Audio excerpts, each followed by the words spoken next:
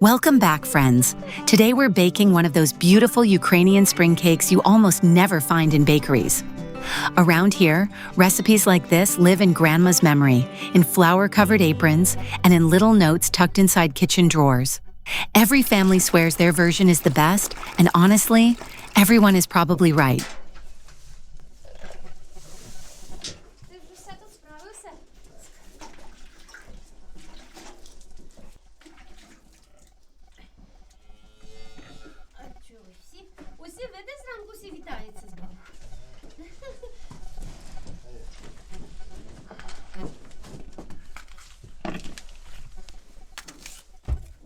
Every morning here begins long before breakfast. Milking comes first, because fresh milk has always been part of everyday life in a Ukrainian village. Before any dough is mixed or the oven is heated, these simple morning chores quietly remind us that good food starts with care.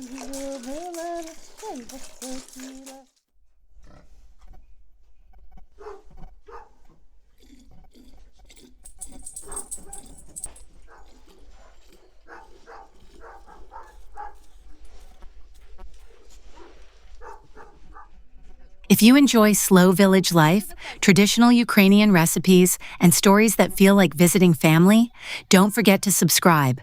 You're always welcome in our little countryside kitchen.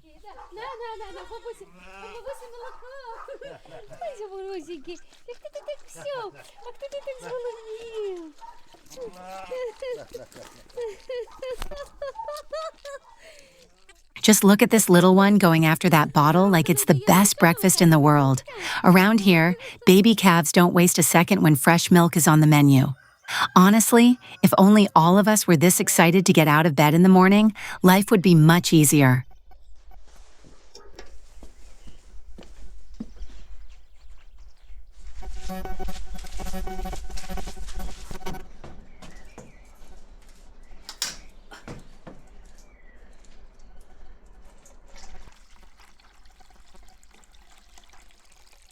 Of course, nobody gets forgotten. Fresh milk is shared with everyone, and yes, that includes the cats.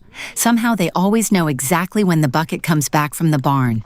You don't have to call them twice. They appear like tiny furry supervisors, making sure their breakfast is served right on time.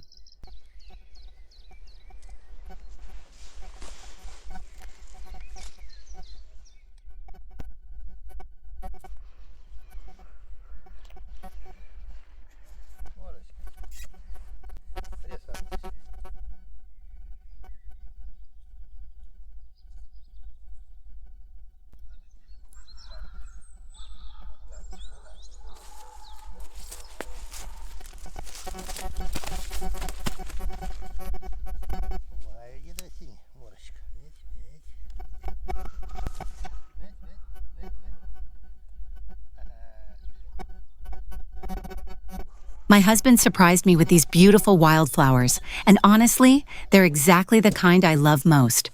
No fancy florist could compete with a handful of flowers picked on the way home. Around here, the sweetest gifts usually come straight from the fields, and somehow they always mean a little more.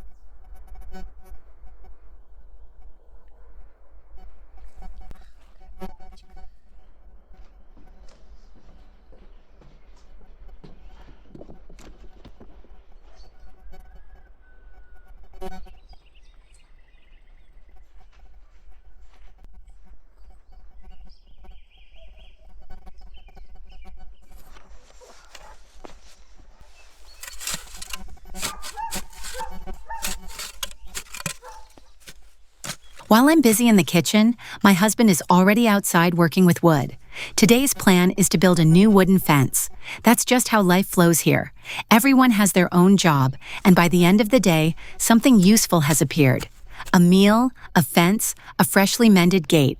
Little by little, a home grows with your own hands.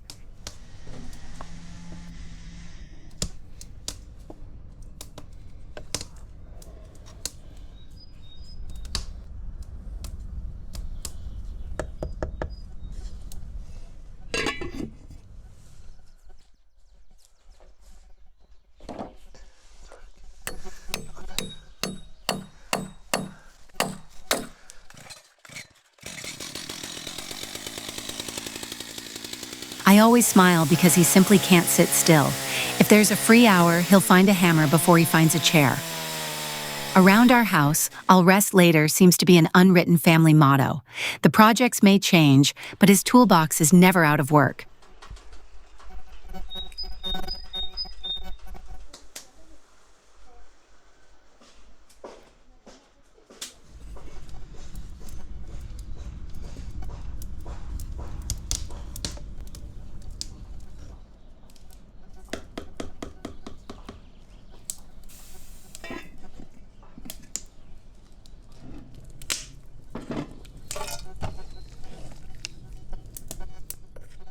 Ukrainian men have always been known for being hardworking. Many of them grew up watching their fathers and grandfathers build, repair, plant, and create with whatever they had. It's not about making everything perfect. It's about taking care of your home and the people who live in it.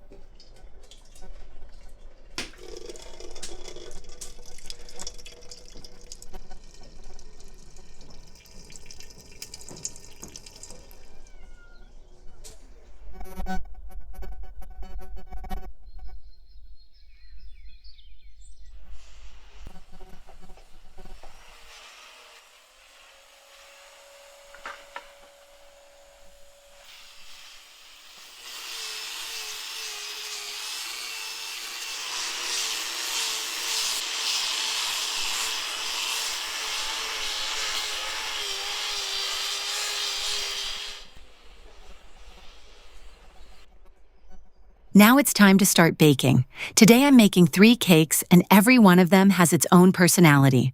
One is inspired by the Ukrainian embroidered shirt, the Vyshyvanka, another is our famous drunken cherry cake, and the third will be with fresh fruit. I always laugh because baking 3 cakes in one day sounds like confidence right until you realize every single bowl in the kitchen is somehow already dirty.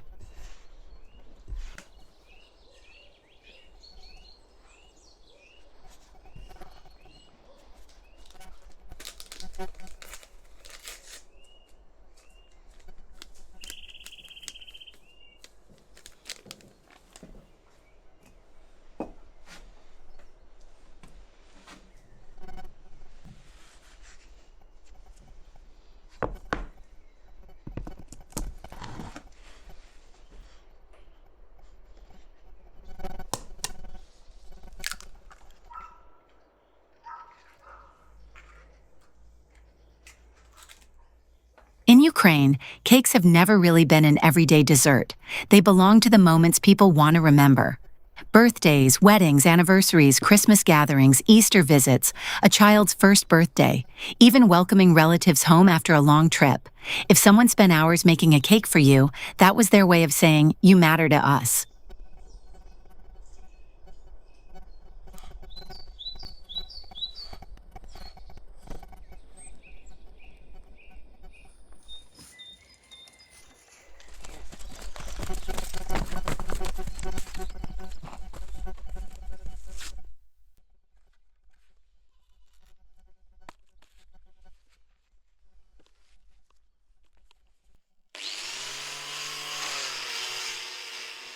I think that's one reason homemade cakes are still so loved here.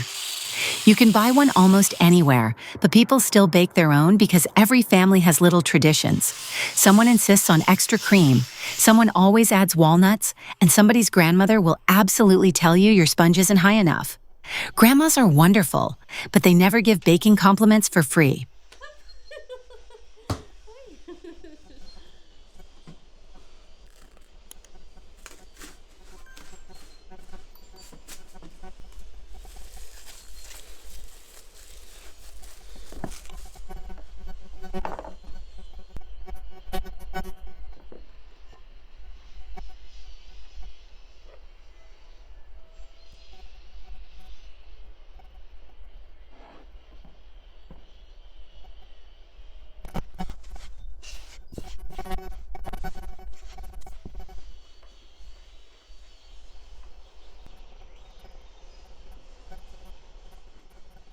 The funny thing is that every Ukrainian family has at least one recipe that nobody writes down exactly.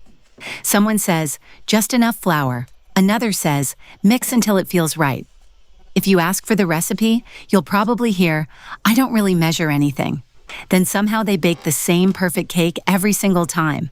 I still think grandmothers secretly hide one magical ingredient they never tell us about.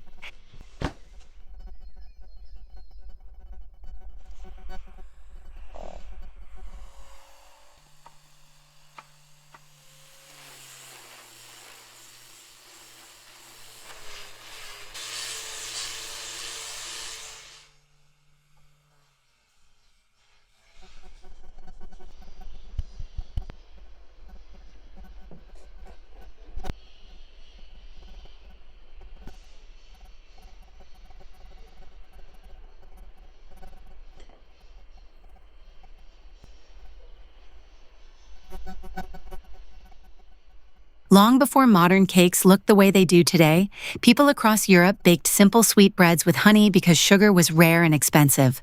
Honey was nature's dessert. Over time, baking became more refined, ovens improved, sugar became easier to find, and cakes slowly turned into the beautiful layered desserts we know today.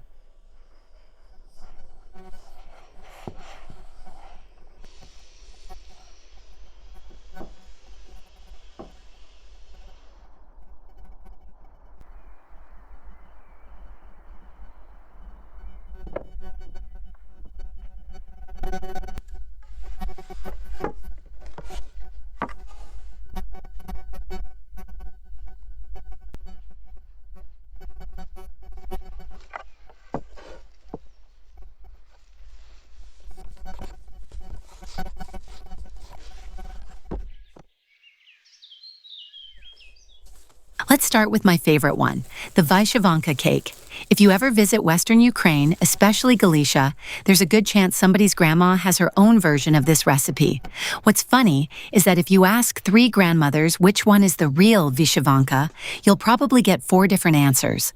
That's usually how family recipes work around here.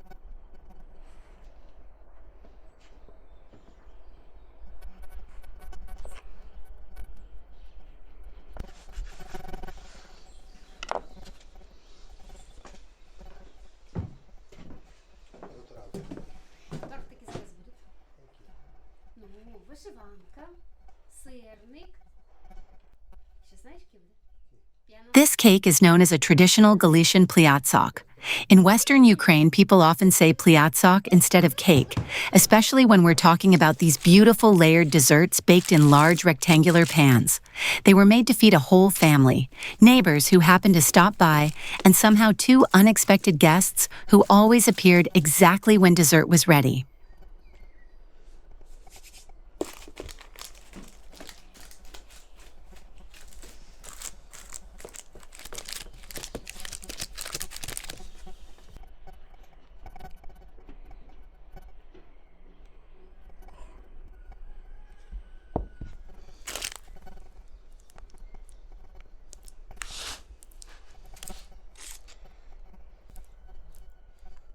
The name Vyshyvanka comes from the way the layers and decorations resemble the patterns of an embroidered Ukrainian shirt.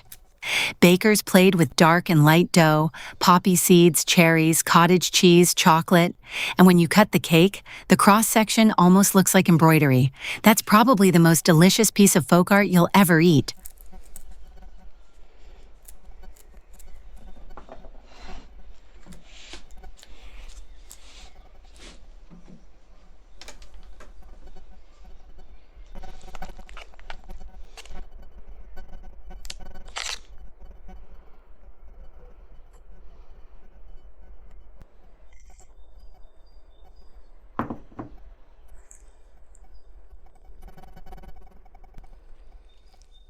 Years ago, this wasn't something people baked on an ordinary Tuesday. A cake like this meant somebody was getting married, celebrating a big anniversary, or the family expected many guests. There are memories from Western Ukraine describing Vyshyvanka as one of the desserts served at wedding suite tables together with other traditional pastries.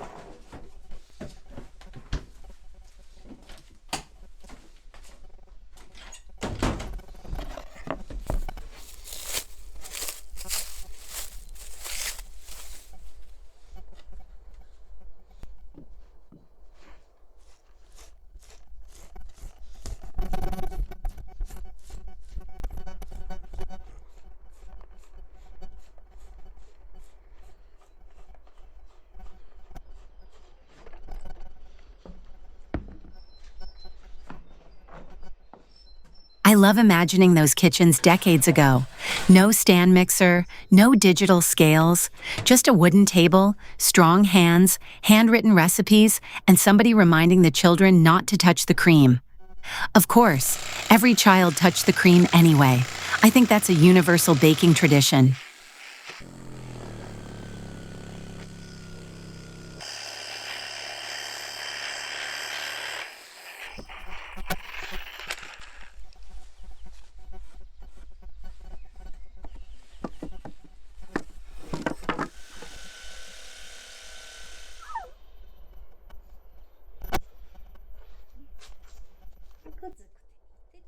One reason Galician cakes became so elaborate is the region's history.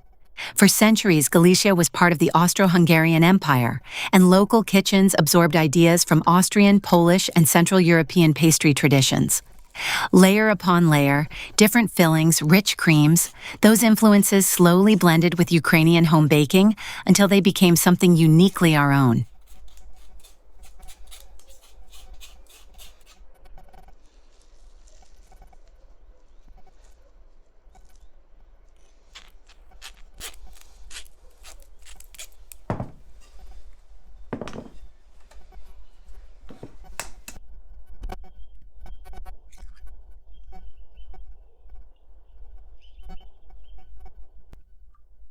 If you've ever seen Austrian pastries, Polish mazurek, or Hungarian layered cakes, you'll notice something familiar. Central Europe has always loved desserts with several textures in one bite. Ukrainian bakers simply gave that tradition their own personality by using ingredients they already had at home: poppy seeds, sour cherries, walnuts, and fresh cottage cheese.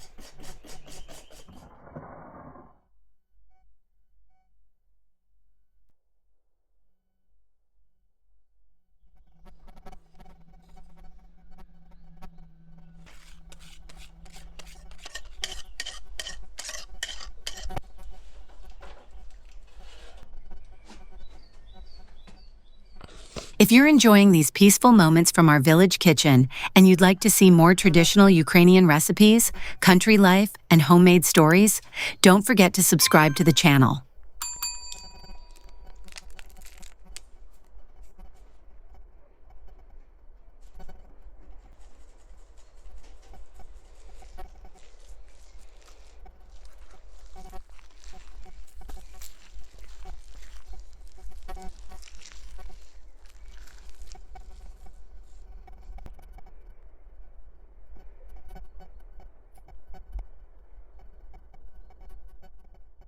Unlike famous royal cakes that were created in palace kitchens or famous cafes, the Vyshyvanka cake belongs to ordinary families.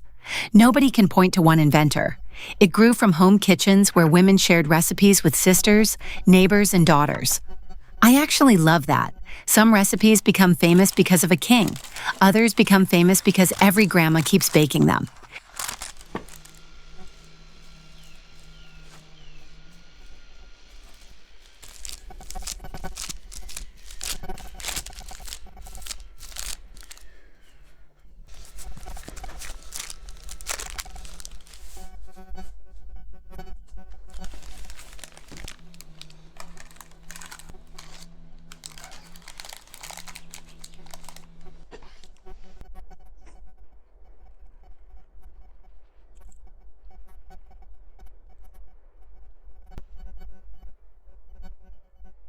Across Europe, there are desserts closely tied to family identity. Austria has the Sachertorte, Germany has Black Forest cake, France celebrates with opera cakes and millefeuille, while Western Ukraine proudly keeps its tradition of festive pliatsky. Every region seems to have one dessert that immediately tells you where you are.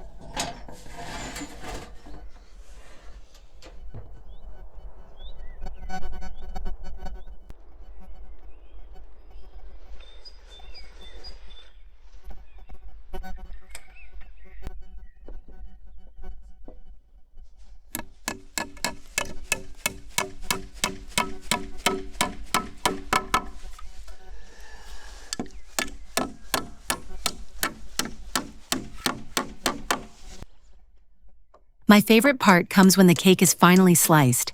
The outside already looks beautiful, but the inside is where everyone leans a little closer. Oh, look at those layers. Somebody always says it first. Then someone else quietly reaches for the biggest piece while pretending they're actually cutting it for another person. Nice try.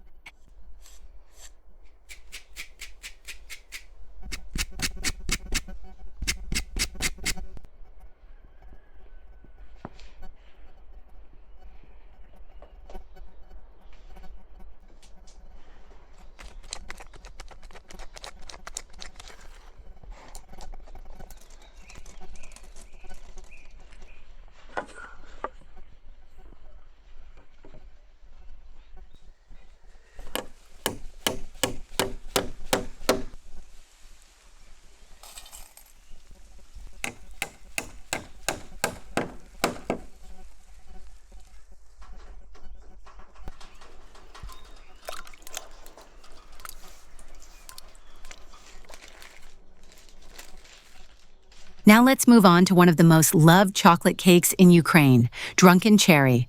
Every time I make it, somebody asks the same question. Does it actually make you drunk? Well, only if you eat the whole cake by yourself, and honestly, at that point the sugar might be a bigger problem than the cherries.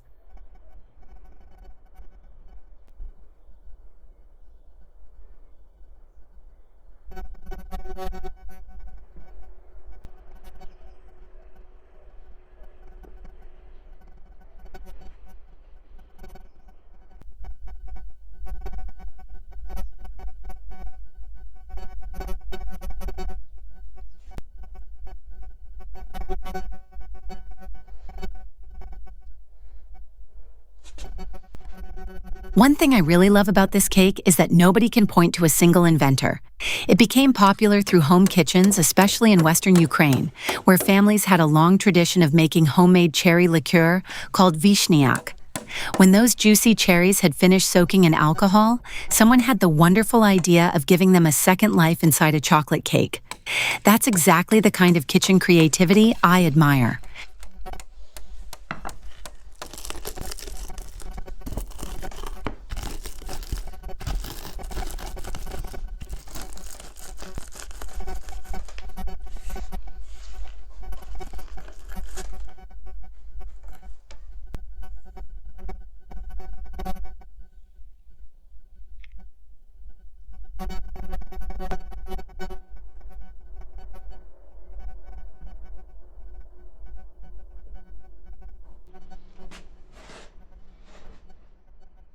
Cherries have always held a special place in Ukrainian life. Almost every village had cherry trees, and many families made preserves, jams, compotes, and homemade liqueurs every summer. Nothing went to waste. Even the fruit that had already flavored the liquor was far too good to throw away, so it naturally found its way into desserts. Our grandparents were doing sustainable cooking long before it became fashionable.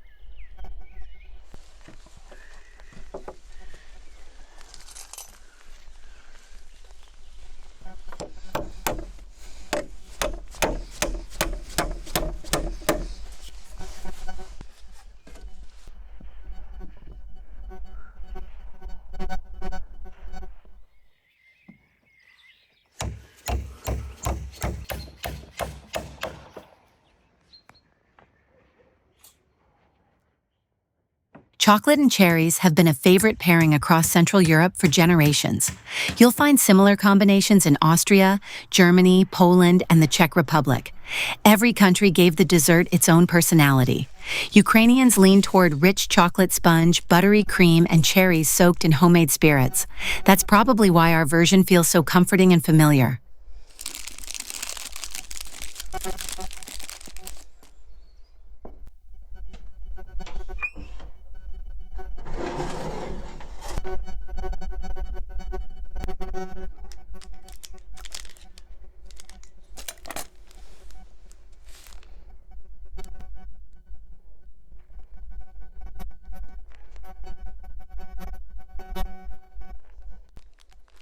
Many people compare drunken cherry with Germany's famous Black Forest cake. They definitely share the same love story between chocolate and cherries, but they're not twins. Black Forest usually includes whipped cream and layers soaked with kirsch, while the Ukrainian version is denser, richer, and often filled with pieces of chocolate sponge mixed right into the cream. They feel like cousins who grew up in different countries but still recognize each other at family reunions.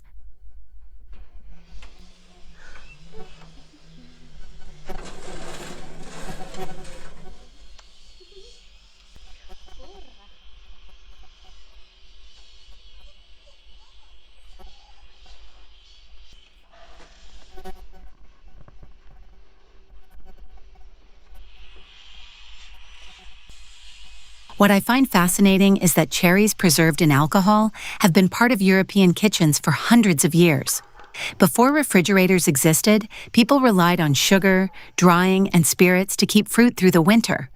By Christmas or early spring, those cherries were still bursting with flavor.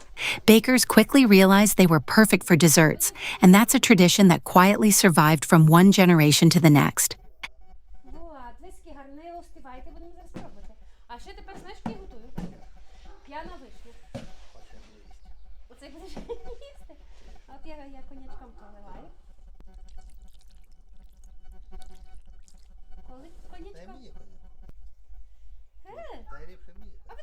In many Ukrainian families, making vishniak was almost a summer ritual. As soon as the cherries ripened, large glass jars came out, the fruit was carefully sorted, and everyone had an opinion about how long it should rest. Ask 5 people for the perfect recipe, and you'll hear 5 completely different answers. Somehow, every family was convinced theirs was the only correct one, and nobody was willing to debate Grandma on the subject.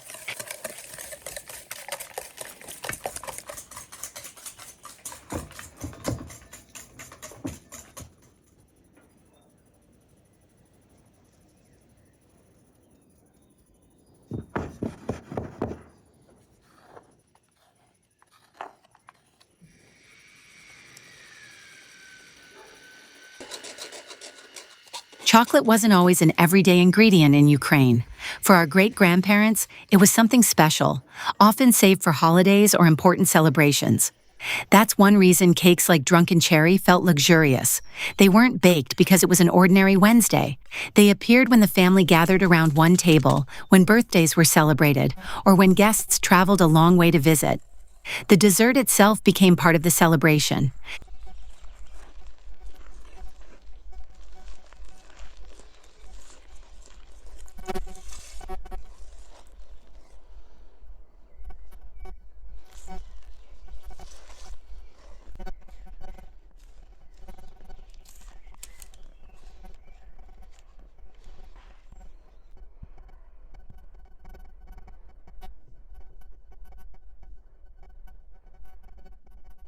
One reason this cake never goes out of style is the balance of flavors. The chocolate is deep and rich, the cherries bring brightness, and the little hint of liqueur ties everything together without overpowering the dessert. Maybe that's why people remember it so well. Years later, they might forget what music was playing at a birthday party, but they'll still say, "Do you remember that amazing chocolate cake with the cherries?"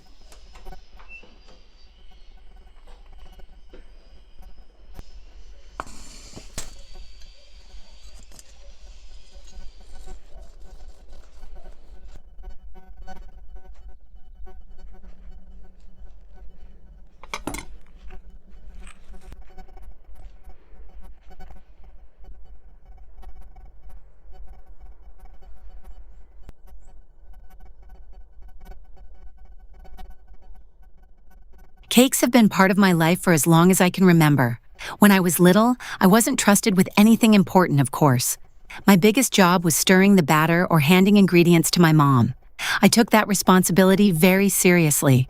Although I somehow managed to accidentally sample the chocolate every single time, I still insist it was quality control.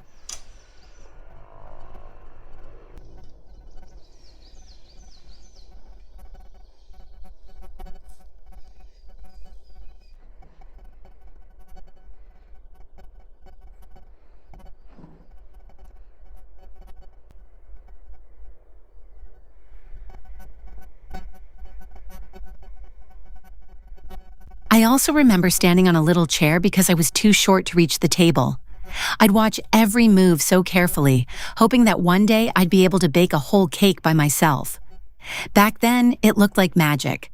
Somehow flour, eggs, butter, and sugar disappeared into a bowl, and a few hours later the kitchen smelled like happiness. As a child, I honestly thought grown-ups had some secret baking superpower.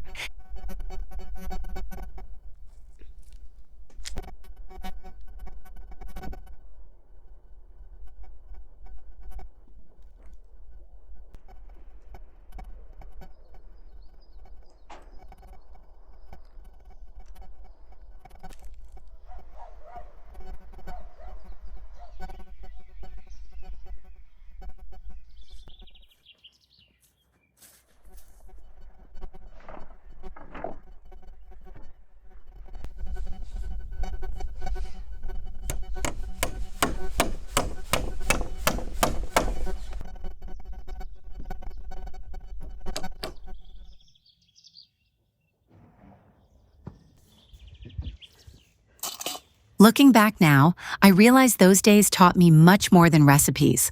They taught me patience, paying attention to little details, and how much love can fit into something as simple as a homemade cake. Every time I bake today, it feels like I'm bringing a tiny piece of those childhood afternoons back into my own kitchen.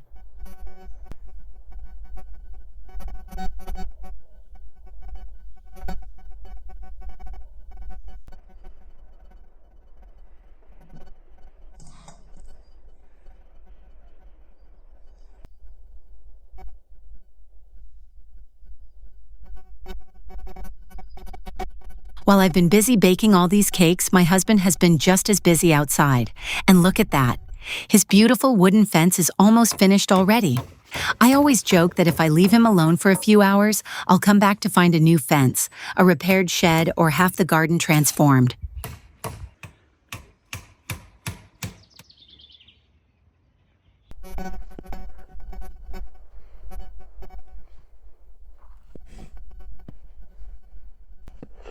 I'm decorating the very last cake with fresh strawberries, and I always think this is the most satisfying part.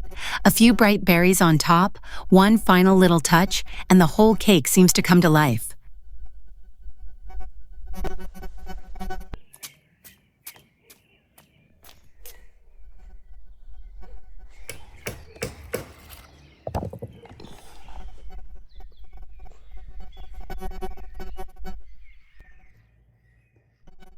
It's already getting dark outside. That's usually how baking days go here. You start in the morning thinking there's plenty of time, then you blink and the sun has disappeared. But somehow, seeing all the cakes finished and ready for the table makes every hour in the kitchen feel completely worth it.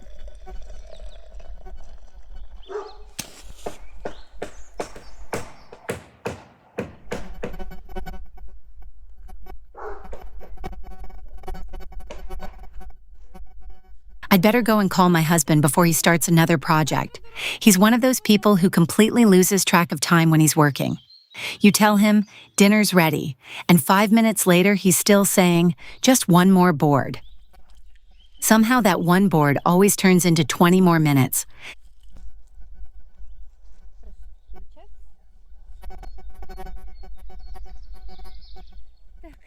Ну, нам чаю наливай і будемо пробувати торт.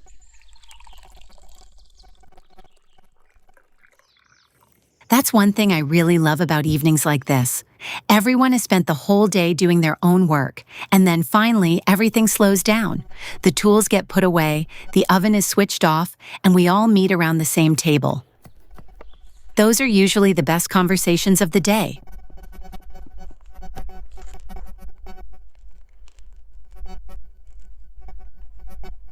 Наливай. П'яно. Два кусочки, один. Один. Тепер вкласти вишиваночку.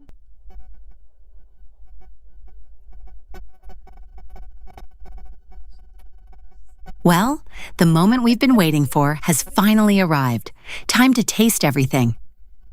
I always feel a little nervous before the first slice, even after baking for years.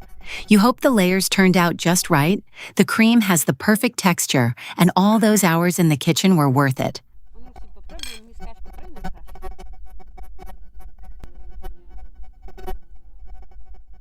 I think tonight officially belongs to everyone with a sweet tooth. 3 homemade cakes on one table doesn't happen every day, so this is definitely a special evening. The only difficult decision now is figuring out which slice to take first, and whether anyone will notice if I quietly come back for another. А там коньячок є трошки.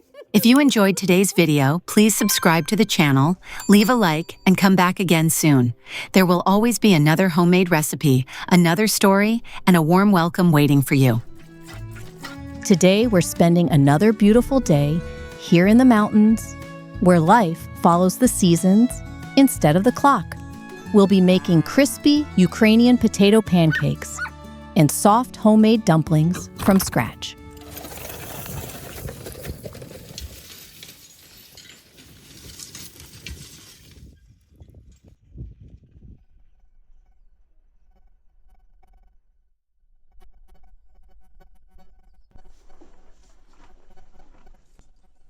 Every morning here begins the same way, with the animals. They don't care if it's Monday, Sunday, a holiday, or your birthday. If breakfast is 5 minutes late, they'll happily remind you. Before we can even think about today's cooking, I need fresh milk from our cow. Honestly, the recipes usually wait very patiently. The cow never does.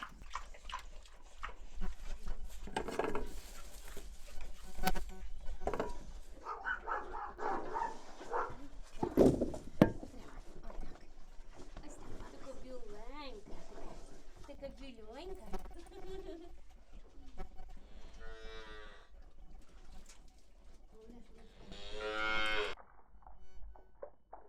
For centuries, mornings in Ukrainian villages followed almost the same rhythm. People woke before sunrise because daylight was too valuable to waste. The animals came first, then the well, then the garden or the fields. Breakfast happened only after the most important chores were already done. That routine shaped generations of families, long before alarm clocks or smartphones ever existed. Many 19th century ethnographers who documented village life in Ukraine described this daily pattern as completely ordinary.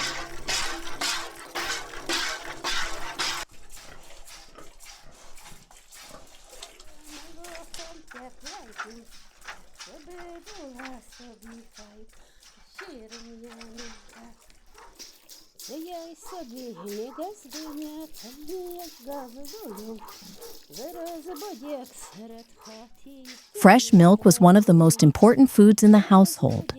It became butter, cottage cheese, sour cream, soft cheese, and sometimes yogurt by the next day. Nothing was wasted. That's something I admire about our grandparents.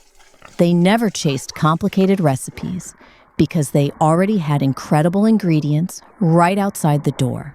One good cow could feed an entire family in more ways than most people imagine today.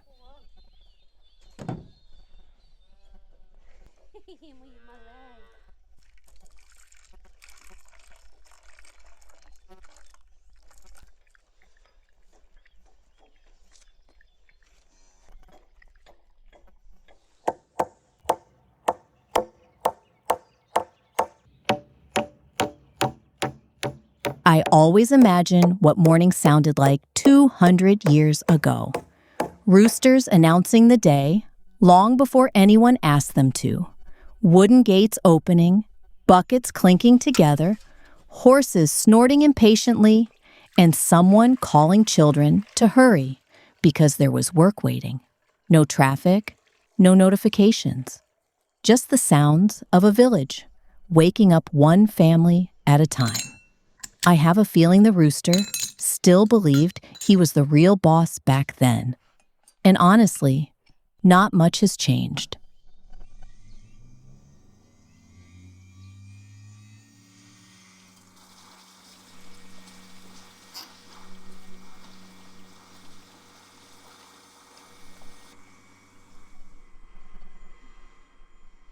If you enjoy peaceful village mornings, traditional Ukrainian cooking, and simple country life, don't forget to subscribe to our channel. We'd love to have you with us for many more homemade recipes, seasonal adventures, and cozy days on our mountain homestead.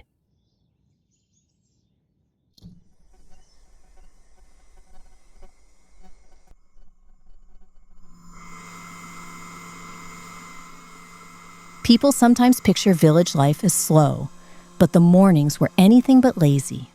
During spring and summer, every hour mattered.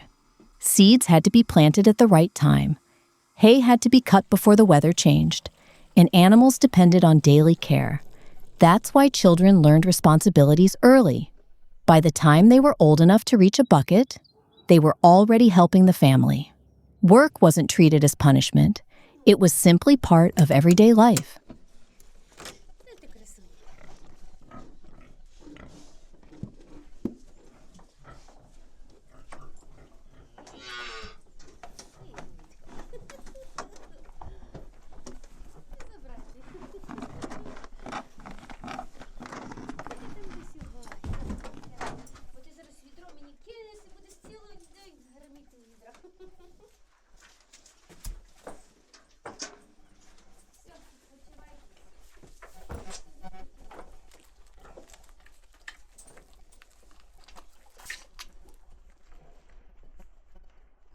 Meanwhile, my husband has already found himself another project.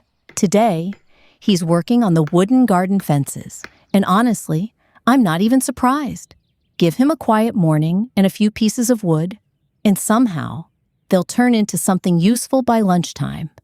Around here, he simply can't sit still for very long. If there's nothing left to fix, he'll probably build something new just to keep himself busy.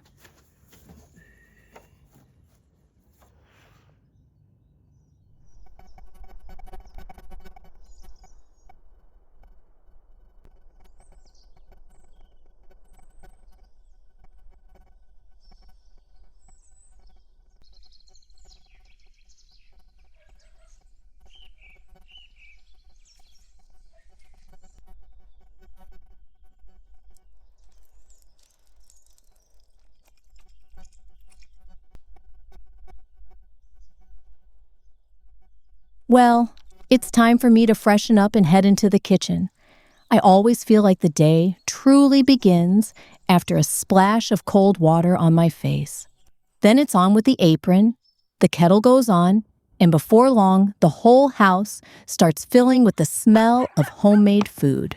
That's my favorite kind of morning.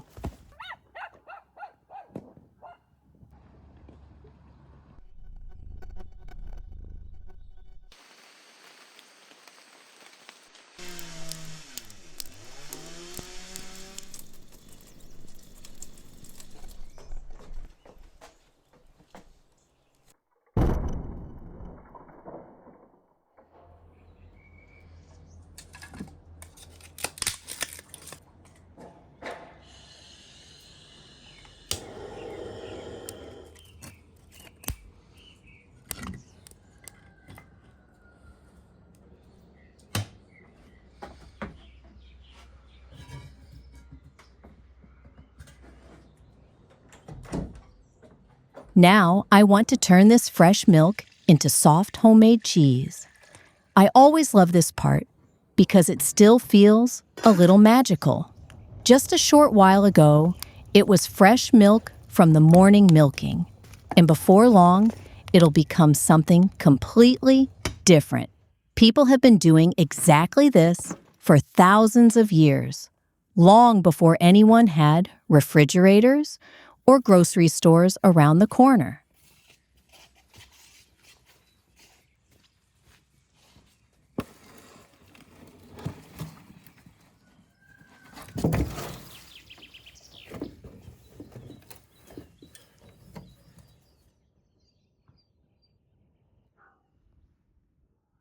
In Ukrainian villages, fresh milk was one of the most valuable foods a family could have. It rarely stayed as plain milk for very long because people knew it wouldn't keep. By the end of the day, someone was already thinking about turning it into sour cream, cottage cheese, butter, or soft cheese. Every drop had a purpose, and wasting good milk simply wasn't an option.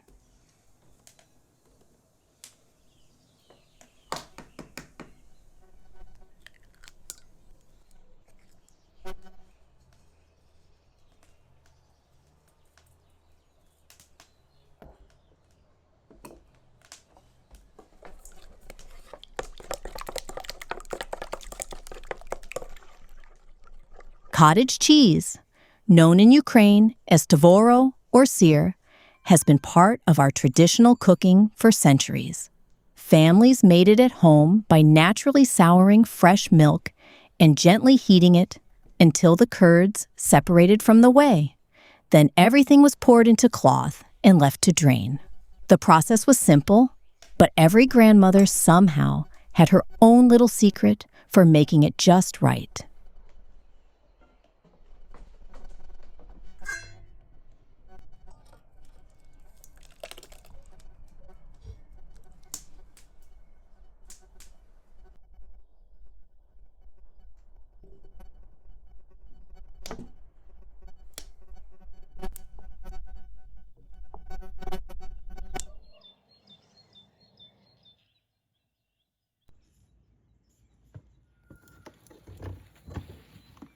Butter was another treasure in every farmhouse. Churning butter took time and strong arms, so it was real teamwork. Children often took turns helping, especially when they were curious enough to keep asking, "Is it butter yet?" The waiting felt endless, but once the butter finally appeared, everyone wanted to taste it on fresh bread while it was still unbelievably creamy.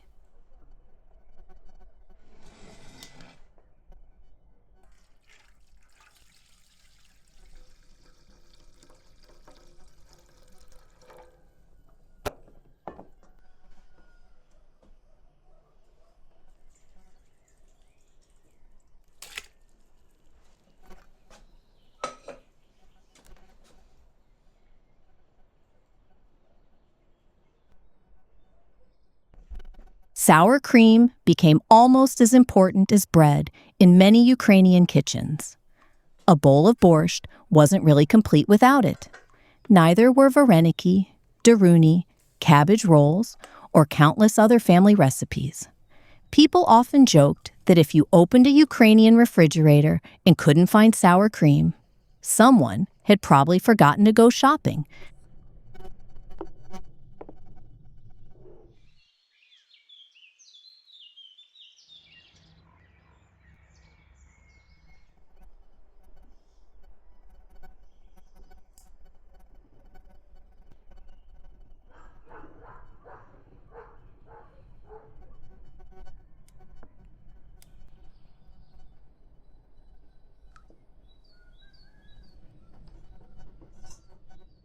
The Carpathian Mountains have an especially rich dairy tradition. Shepherds spent months high in the mountain pastures with their sheep, making cheeses that could last much longer than fresh milk. Those recipes have been passed down through generations, and some mountain cheeses are still produced today using methods that have changed very little over the centuries.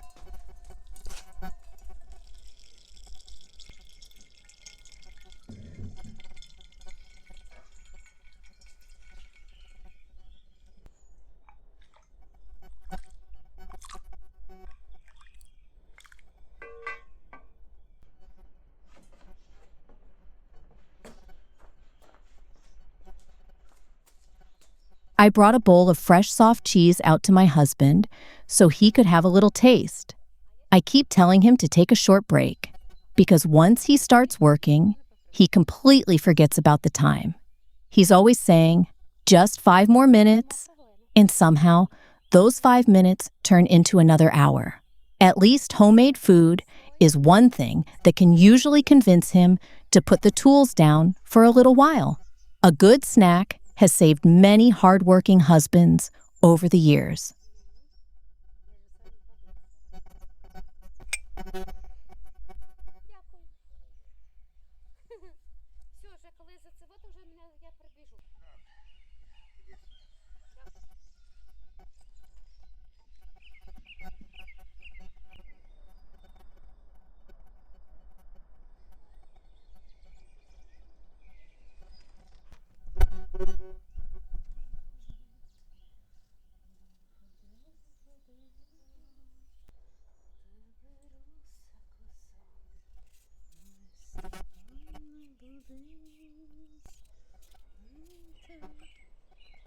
Now, it's finally time to make one of my all-time favorite comfort foods, Ukrainian potato pancakes, or daruni.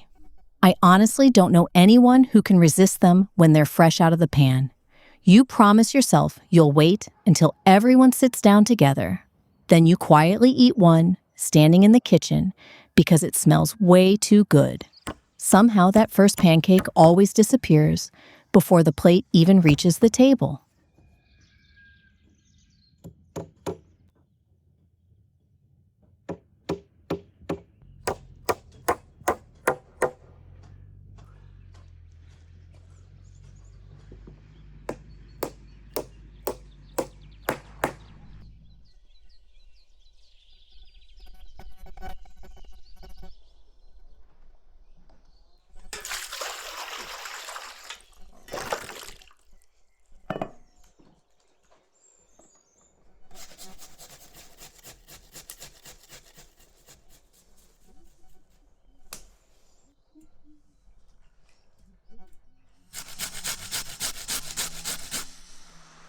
Potatoes weren't always part of Ukrainian cooking. They arrived in Europe after Spanish expeditions brought them from South America in the 16th century. At first, people didn't trust them at all. Some believed they were only suitable for animals, while others thought they were poisonous because the plant belongs to the nightshade family. It took generations before potatoes became one of the most important foods across Eastern Europe. Once people discovered how productive and reliable they were, there was no turning back.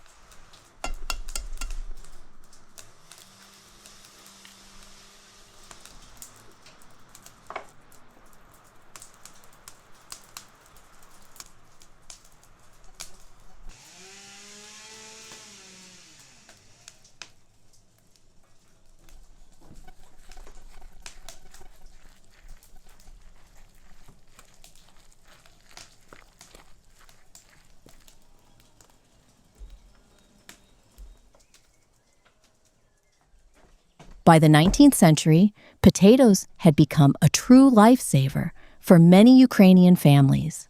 They grew well in different soils, stored through long winters, and filled hungry stomachs without requiring expensive ingredients. That's exactly how daruni were born. Someone grated potatoes, mixed them with whatever was available, an onion, an egg if there was one, maybe a spoonful of flour, and fried the mixture until golden.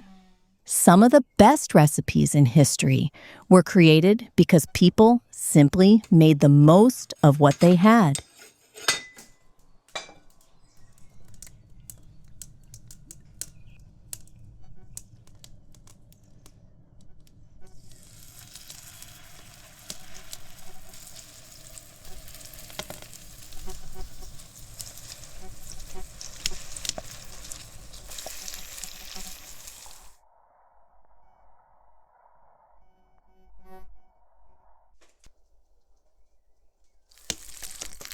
What's fascinating is that almost every country around us has its own version of potato pancakes. Poland has plaki ziemniaczane, Jewish communities have latkes, and Germany has kartoffelpuffer. They're all slightly different, but the idea is surprisingly similar. It's amazing how one humble potato traveled across Europe and somehow convinced everyone that frying it was an excellent idea. Honestly, the potato deserves a thank you card. Here in Ukraine, daruni became especially popular in the northern and central regions, where potatoes were grown almost everywhere. They were honest food, warm, filling, affordable, and perfect after a long day outside. My favorite thing is that every family still argues about the right recipe. Some people add garlic, some never would. Some like them thin and crispy. Others want them soft in the middle. Ask 10 grandmothers how to make daruni, and you'll probably hear 11 different opinions. And every single one will insist she's absolutely right.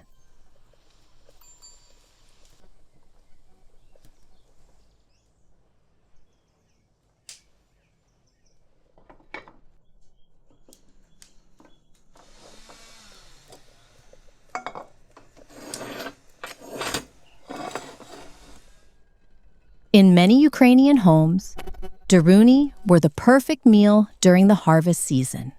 After spending hours working in the garden or fields, nobody wanted a complicated dinner.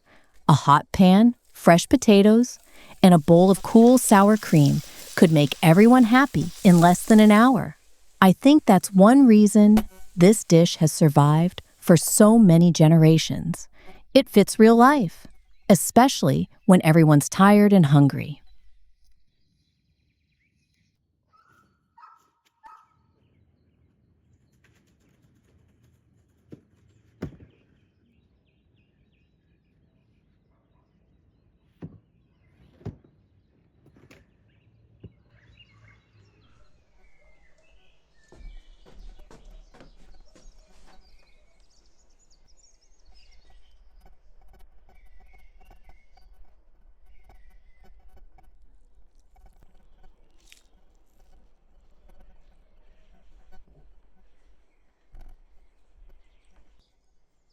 Sour cream and daruni belong together so naturally that it's hard to imagine one without the other.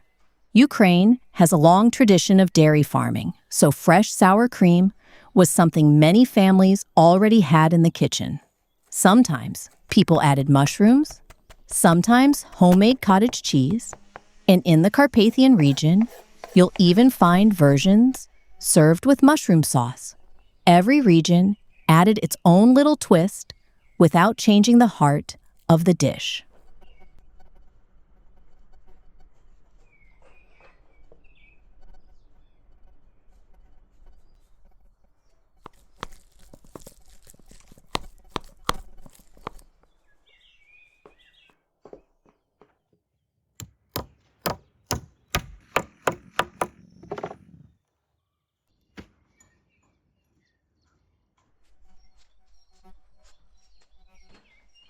Ти вже, напевно, зголоднів і замучився.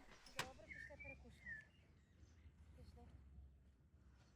If you're enjoying these traditional Ukrainian recipes and peaceful moments from our mountain homestead, don't forget to subscribe to the channel. We have so many more family dishes, village stories, and seasonal adventures to share with you. We'd love to have you back with us.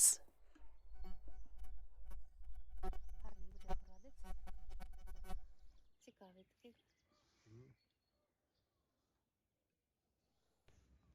Oh, there's nothing quite like hot, crispy daruni with a generous spoonful of fresh sour cream. The crispy edges, the soft potato inside, and the cool, creamy sour cream. Honestly, it's the kind of meal that makes the whole day feel better.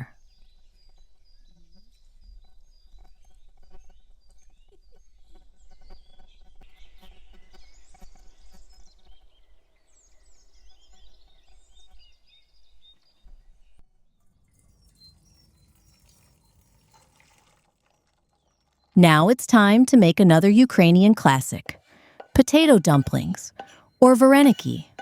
I don't think I could ever get tired of making them. The funny part is that no matter how many you prepare, people always eat more than you expected. You look at the mountain of dumplings before cooking and think, there's no way we'll finish all of these. Then somehow, the bowl is completely empty.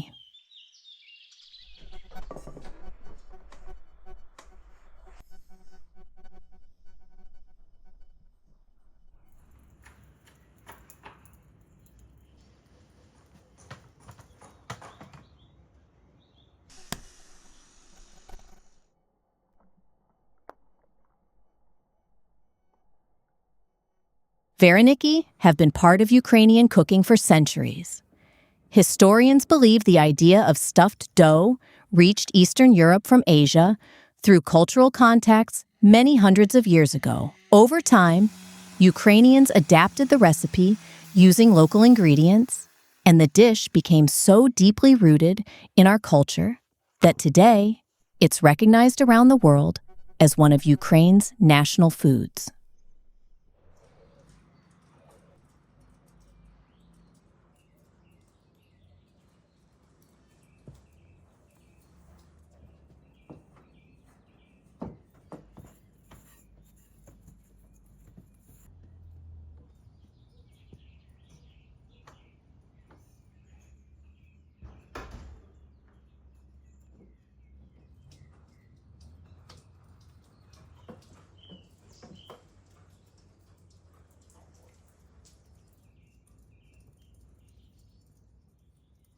Every region has its favorite filling.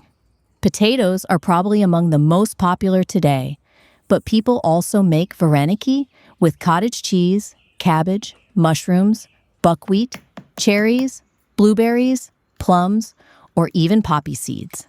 That's one reason they never become boring. The dough stays almost the same, while the filling changes with the seasons and whatever the family has growing in the garden.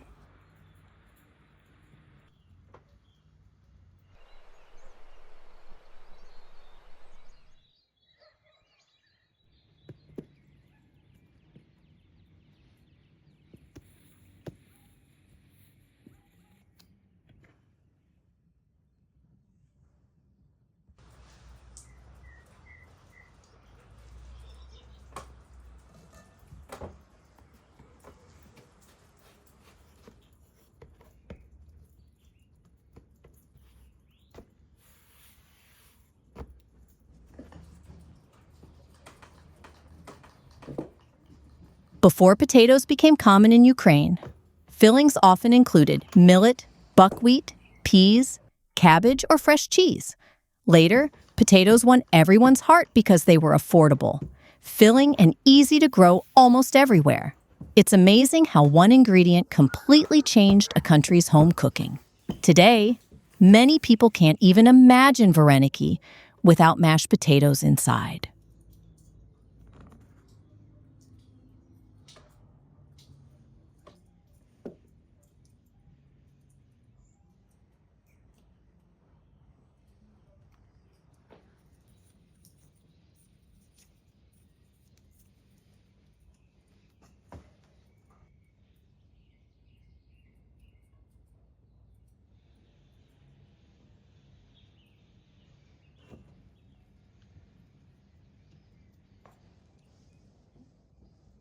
Vareniki have even found their way into Ukrainian art and literature.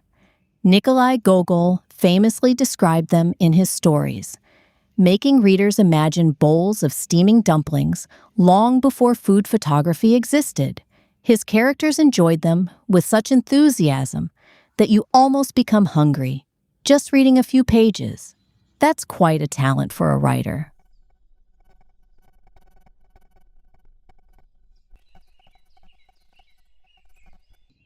Вау, що ж город готовий? Супер! А як гарно! А як гарно! Молодець! Будемо сидіти. Тримай. While the dumplings are waiting, I'm heading out to the garden to plant some seeds in the new beds my husband just finished. I always enjoy this part of spring. You place something so tiny into the soil, and a few weeks later, the whole garden starts changing before your eyes. It still feels like a little miracle every single year.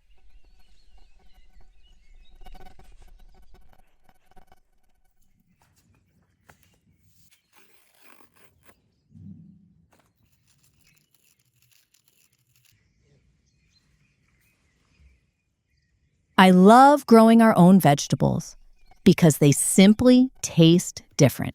Maybe it's the fresh air, maybe it's the soil, or maybe it's because you know exactly how much care went into every little plant.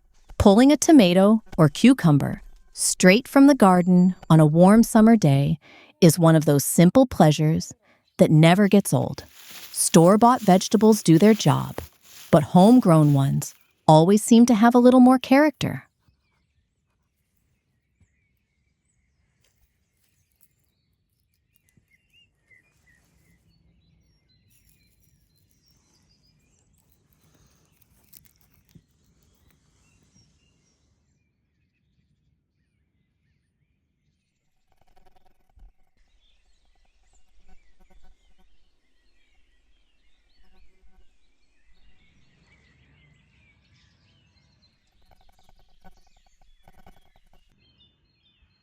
Now it's time to fill the dumplings.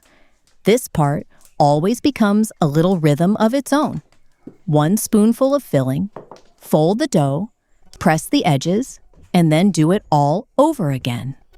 Before you know it, the tray is full. I actually find it relaxing. It's one of those kitchen jobs where your hands know exactly what to do and your mind gets a chance to slow down for a while.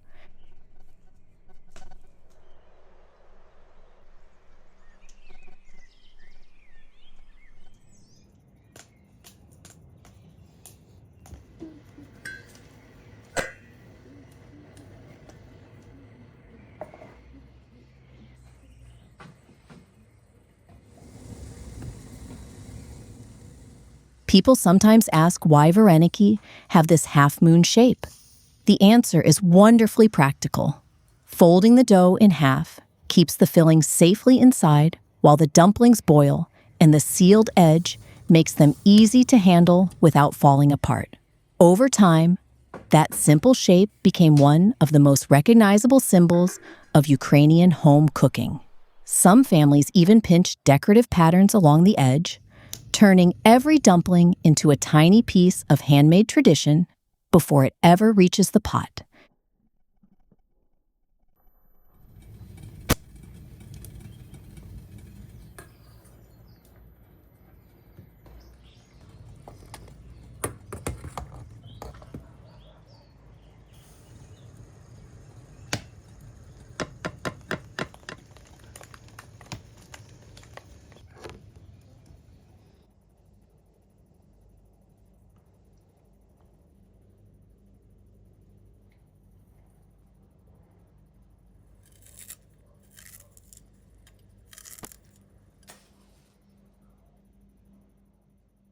After a long day of cooking, gardening, and taking care of everything, we finally made it to the table. The vareniki are hot, there's fresh sour cream waiting, and somehow the food always tastes even better after a busy day outside. I think that's the real reward of country life. You work with your hands all day, and in the evening, you get to enjoy a meal made from simple ingredients, many of them grown or prepared right here at home.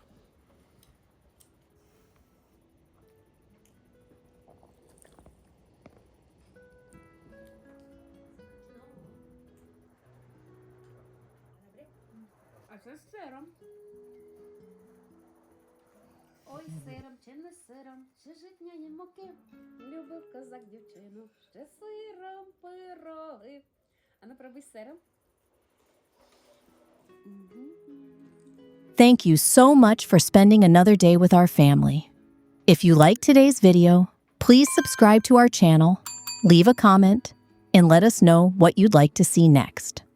Until next time, take good care of yourselves, and we'll be waiting to welcome you back for another cozy day together.